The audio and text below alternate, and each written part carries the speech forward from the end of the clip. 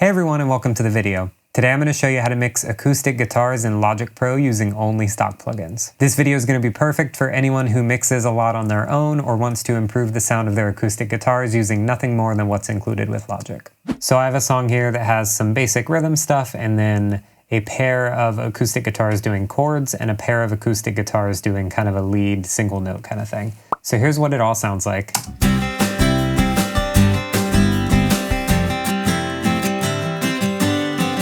And here's the final acoustic sound.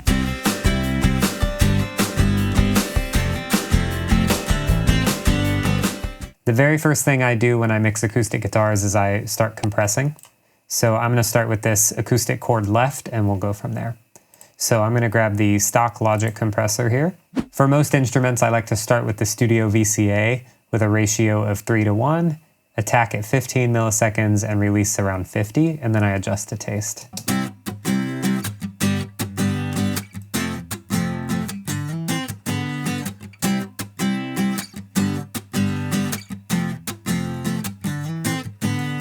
So my threshold's around -24.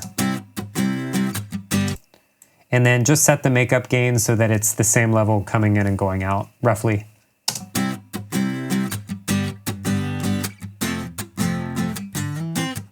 This step is going to help to control the overall performance of the acoustic, and we'll add another compressor later to kind of give it that polished sound, but this is just to even out the performance. I recorded these acoustics myself. I have a Taylor acoustic that I like to use, and I used an SE Electronics SE8 pencil condenser, and that's all I used. I did about a triangle between the sound hole and the 12th fret and the mic right there. So nothing crazy going on, single mic performance.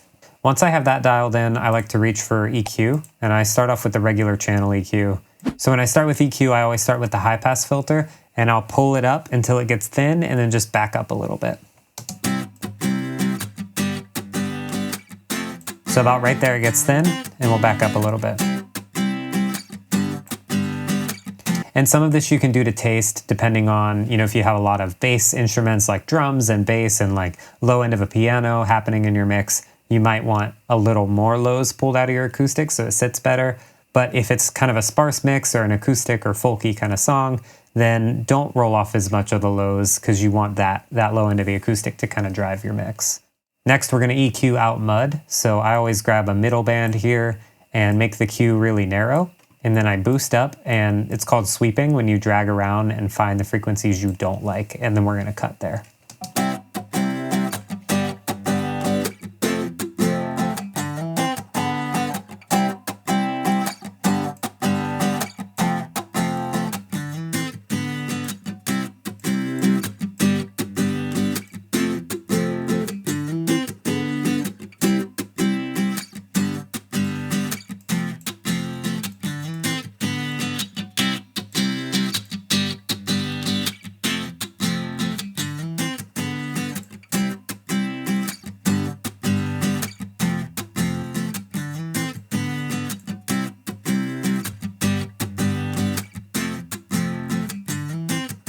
Now that we've cleaned it up, we can start to add some color and get creative with the effects. So I'm going to reach for a vintage graphic EQ. You can find that in Logic, EQ, vintage EQ collection, and graphic EQ. And the idea of this, it's an API style 560, basically a graphic EQ.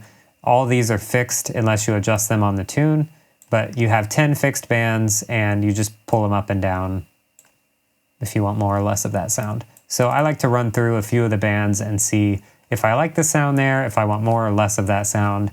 And I also play with the drive here, kind of push it to get a little bit of color.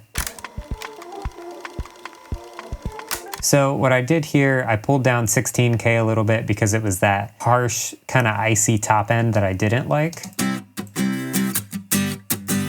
It could depend on the context of your song if you want that or not, but I particularly don't care for it. But then I pushed a little bit at 8K because the high end at 8K sounds a lot better to me.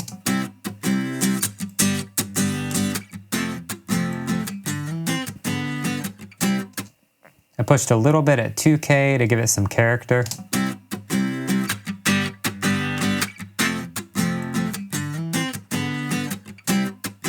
And I pushed a little bit at 250 to add some body back in since I lost some when I rolled off the lows.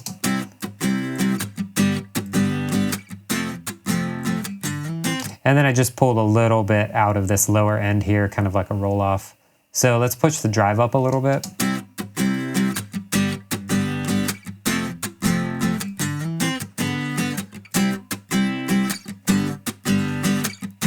Awesome.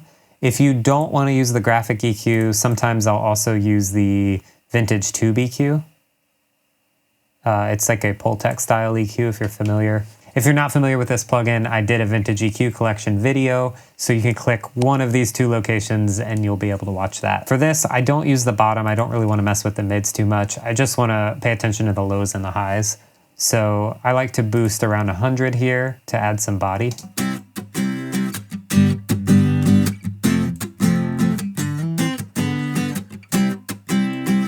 But then I'll also attenuate to do that cool low end trick on the acoustic.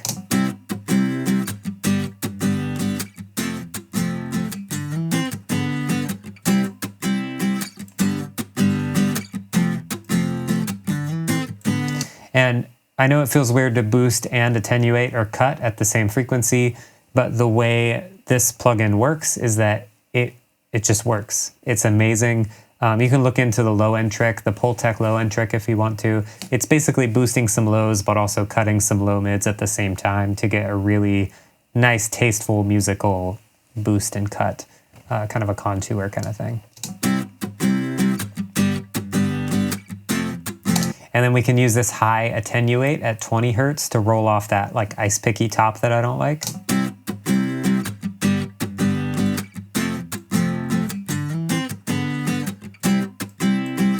So that really warms it up, and then you can add back some top right here with the high boost.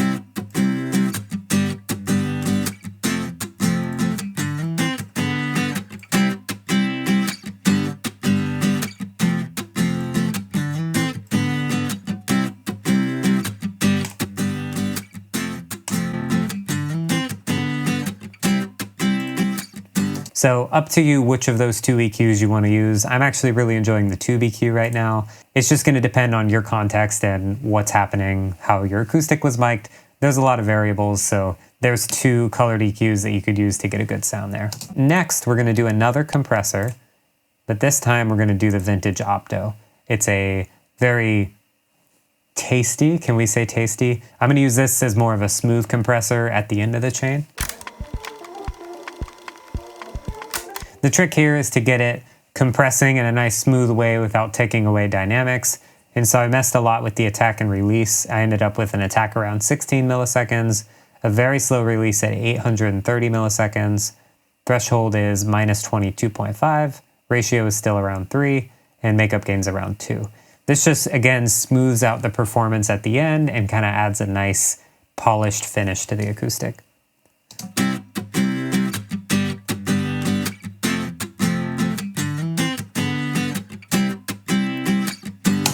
So you might be wondering, what about the other acoustics? We've done all this just to the one. Well, I like to kind of build my signal chain first and then copy it over to the other acoustics and tweak as needed, because I got a good sounding channel strip happening on this one acoustic and all the acoustics were recorded with the same path. So I'm going to use what I've already created as a starting point and go from there. Go up here to setting, hit copy channel strip, hit X to open the mixer, and go to these other three. And click up there and hit paste plugins only. And that's going to get us a lot of the way there. So now that I've copied those plugins to the other guitars, I'm going to go through and make some manual tweaks and get it sounding good, and also get the two acoustics sounding good together, because I just copied the same EQ curves over and they might have a little trouble with masking.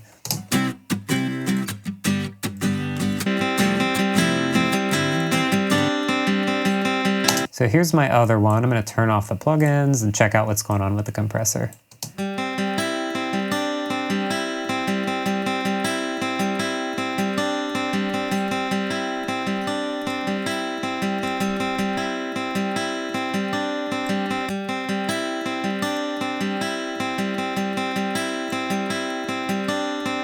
So I had to pull the threshold down a little bit, and I upped the attack to get a little more of that transient stab through from the acoustic. So threshold's at minus 29.5, ratio is still at 3:1, attack is at 17, release is at 51. Now onto the EQ, the channel EQ, the kind of cleanup surgical EQ. I'm going to go through each frequency that I've done something with and address if that's still where it needs to be cut, or do I need to boost, or do I need to move it somewhere else.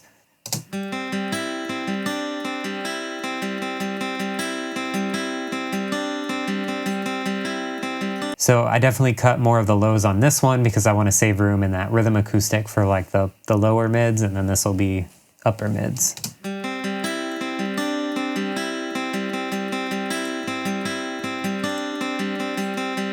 Let's check this here.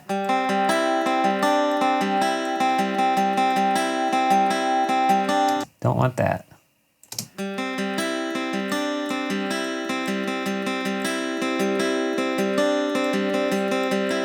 I actually like all that there, so I'm not going to cut.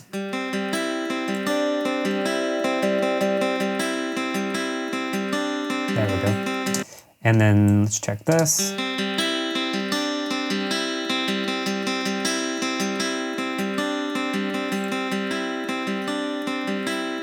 So definitely slightly different curve on this one.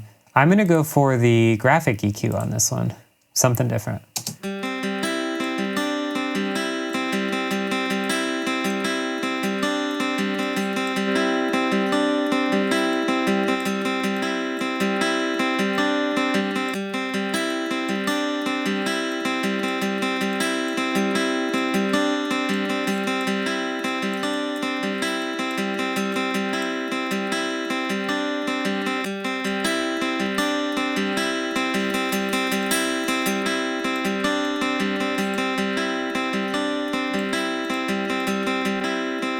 And if you're using the Vintage EQ collection, one of my favorite things to do is change this output model. So you can actually use the output section, the color section, from any of the Vintage EQs inside of the one you're currently using. So if you want to stick with what it should be, just click, this one says punchy, it's graphic EQ, but you could also do silky or smooth depending on if you want that Neve or that Pultec sound.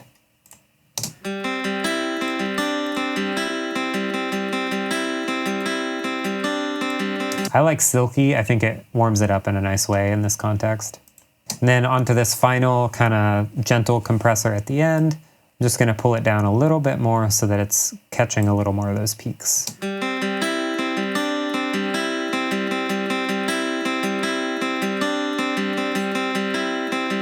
I know this one feels kind of mid-rangey by itself, but I think it's going to fit in nicely with the other acoustic, which leads me into my next point, is checking to make sure your two acoustic parts fit well together.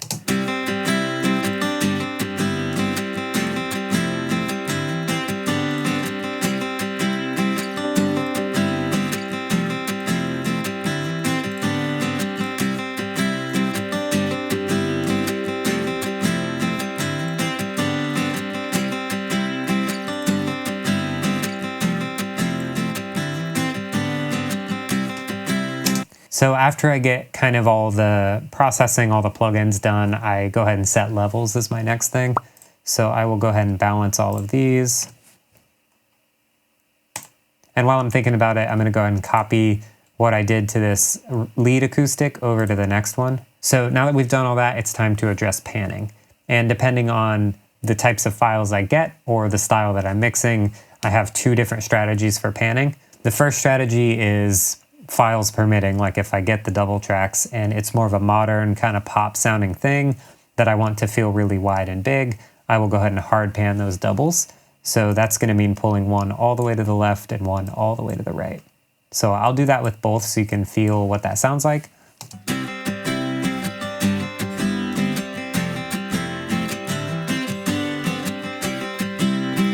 Another thing you could do is bring in one set of them.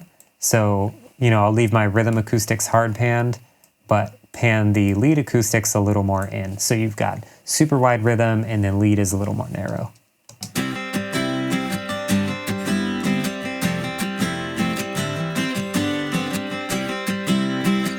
Another thing I like to do, if it's more of a stripped back or folky sound, or I don't want it to feel as modern, I will not use the doubles. So we'll go ahead and mute those. And I will just pan opposite of each other. So we'll put the rhythm on one side, put the lead on the other,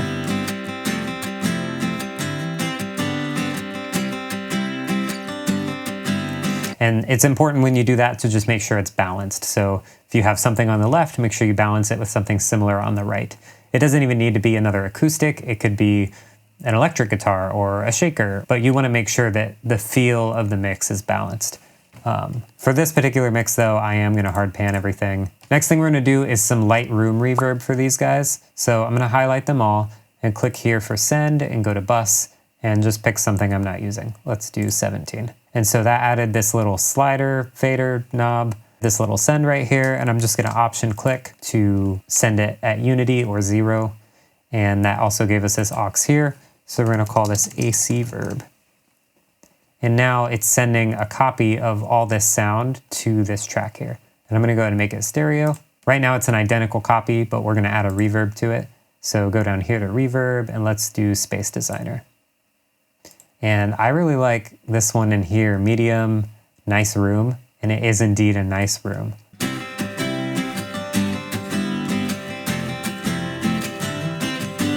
I am going to roll off some highs on this though, because it starts to make it feel not quite as real.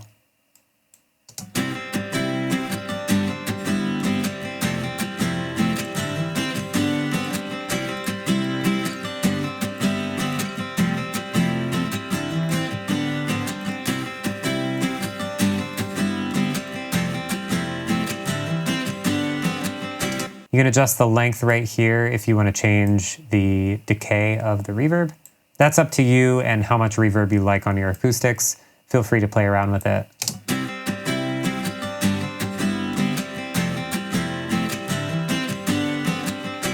I think that sounds good right around 866. That's kind of a good washy medium room feel. And that is reverb. Next, we're going to do some bus processing. So I'm going to highlight all these again. And right here where it says stereo out, I'm going to go down to bus and click the next bus. You can pick any bus, but I like to go in order. So I'm going to name this AC bus. So now we've got our AC reverb and our AC bus. And on this AC bus, I'm going to specifically be doing compression. Maybe some EQ if I want to, but the reason it's important to compress overall, I know we've already compressed each track twice, but when you compress an entire bus, you're sort of gluing that set of instruments together, because we don't want this to feel like a bunch of different acoustics. We want it to feel like an acoustic, like as a sound. So I'm going to go down here to compressor and hit stereo, and we're going to do the vintage VCA. This is like an SSL bus compressor if you're familiar, and I'm going to do a ratio of 4:1 and an attack at 30 milliseconds and a release at 100. This is how I like to set if I'm actually using an SSL bus compressor plugin. I like to set these settings on it, so I just go ahead and start with that when I'm using the vintage VCA. Basically, we're just going to pull this threshold down until we're getting around 2 to 3 decibels of gain reduction.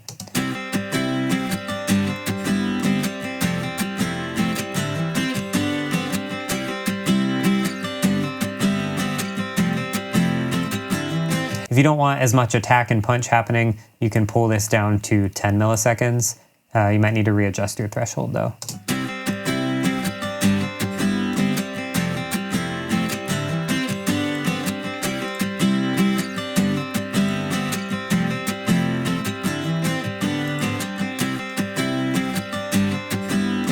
Now that we've got that done, there's one final thing you can do, and that's just EQ your entire bus as a whole. So once you get it back in the mix, if it's not fitting with the other instruments, I like to add an EQ directly to the acoustic bus and make adjustments there. So let's see how it works with the rest of the mix.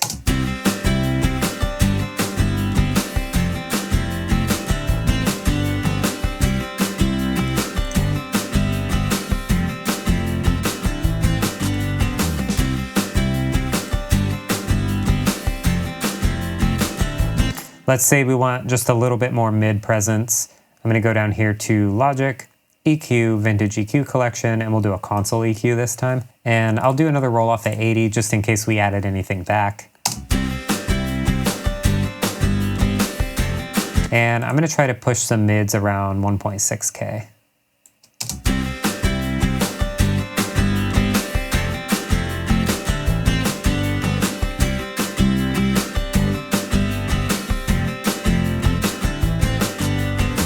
Let me try 3.2 instead.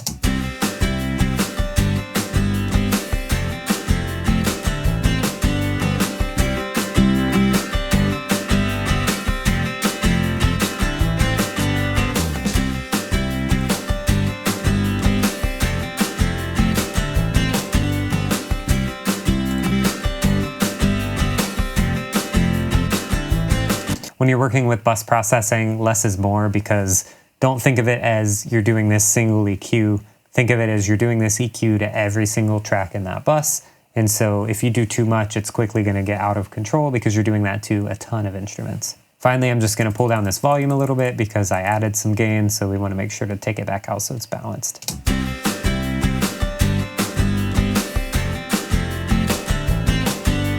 So that wraps up the video. If you found value in this or enjoyed it, please make sure you like and subscribe and maybe share with a friend who uses Logic. If you have any additional questions or want me to elaborate further, let me know down in the comments. Otherwise, thank you so much for watching, and we'll see you on the next one.